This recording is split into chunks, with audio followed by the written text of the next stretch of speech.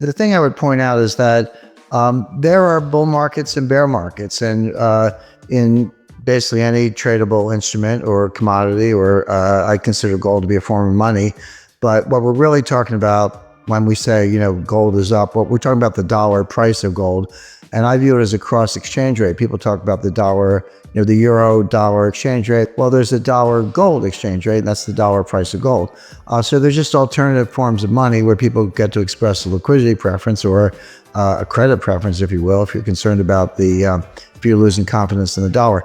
But the first great bull market was 1971 to 1980. Lasted 9 years, and gold went up 2,200%. The second great bull market was from 1999 to 2011. Gold went up at just a little under 700%.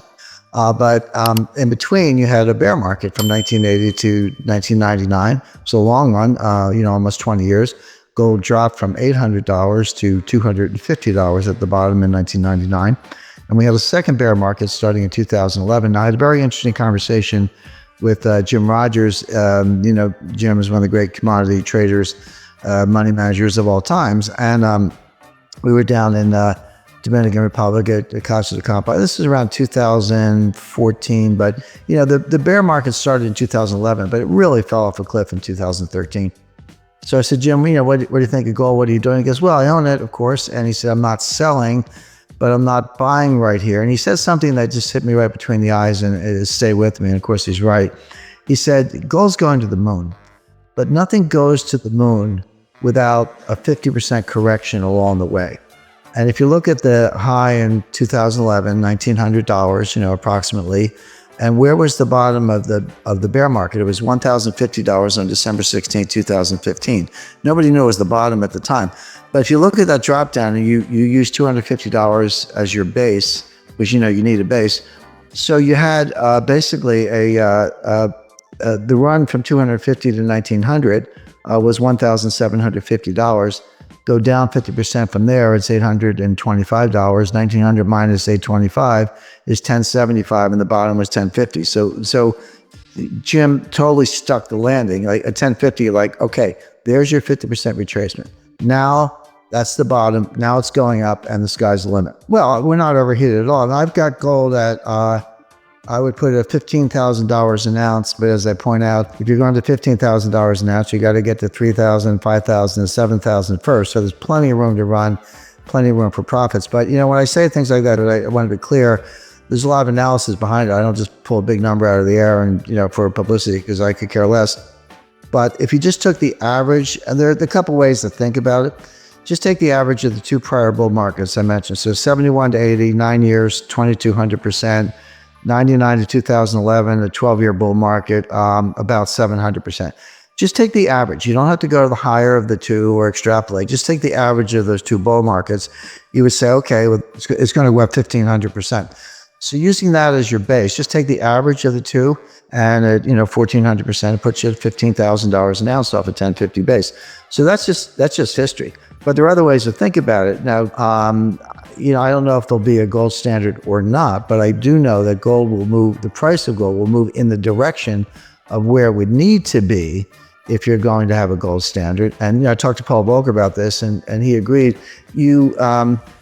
If you just took the money supply, so just take M1, which is pretty widely accepted definition of money supply. Take it for the U.S., the ECB, UK, Bank of Japan, People's Bank of China. There are other entities you could include, but that's over 75% of global GDP right there. Divide that number by the official gold, which is about 34,000 metric tons, a little bit less. You come to $15,000 an ounce.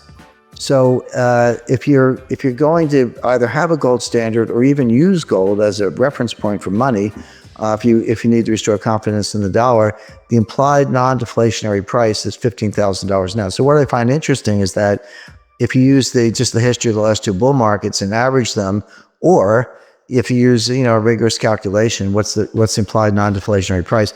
Interestingly, they come out in the same place. I don't think they have to. They're two different methods, but they both point to $15,000 an ounce sometime over the next 3 or 4 years. It is a moving target. The numbers I gave you are based on current levels, but if you keep printing money, you need a higher price to, if you want to reference gold and not cause deflation, which they don't, you're going to need a progressively higher price of gold. One thing people forget, they look at the dollar price in absolute dollars. So it went up $100 an ounce, or, I expect before long it'll go up $1,000 an ounce a week.